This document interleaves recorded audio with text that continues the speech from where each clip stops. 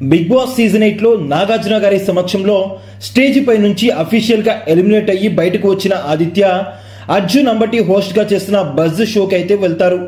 ఇక అక్కడ అర్జున్ అంబటి సంగతి తెలిసిందే కదా, ఆవలిస్తే పేగులు లెక్కెట్టే రకం. అలా తెలుగు అంత బాగా రాని ఆదిత్యను తెలుగులో భలే ఆడుకుంటాడు అర్జున్. మొత్తంగా ఒక రెట్రో స్టైల్లో అర్జున్ అయితే ఇంటర్వ్యూని ముందుకు తీసుకెళ్తాడు. ఇక ఈ బజ్ ఇంటర్వ్యూలో వచ్చే ప్రతి కంటెస్టెంట్ కి కూడా ఏదో ఒక టాస్క్ పెట్టే పంపిస్తాడు అర్జున్. ఇక అలానే ఆదిత్యకు ఒక టాస్క్ పెడతాడు. ఇక టాస్క్ పేరు ఏంటి అంటే ఎవరిని ఉంచాలి, ఎవరిని తుంచాలి. ఈ టాస్క్ లో భాగంగా ఆదిత్యను బస్ షోలో చీఫ్ గా చేస్తాడు అర్జున్.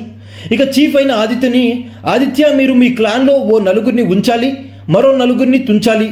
ఇక ఎవరెవరిని ఉంచాలనుకుంటున్నారో అలానే ఎవరిని తుంచాలి అనుకుంటున్నారో చెప్పండి అంటాడు అర్జున్. ఇక దానికి ఆదిత్య ముగ్గురు హౌస్ మేట్స్ ని ఉంచుతాడు.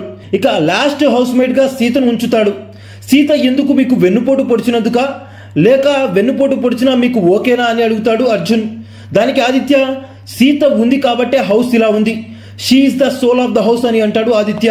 ఇక దాని తర్వాత తుంచే లిస్ట్ లో లాస్ట్ పేరుగా మణికంఠ పేరును తుంచుతాడు ఆదిత్య. చాలా ఫైర్ అవుతాడు ఆదిత్య ఈ సందర్భంగా నాగమణికంఠపై. ఎన్నిసార్లు చెప్పాను నాగమణికంఠ, నీకు ఒక ఫ్రెండ్ లా చాలా సజెషన్స్ ఇచ్చాను నీకు.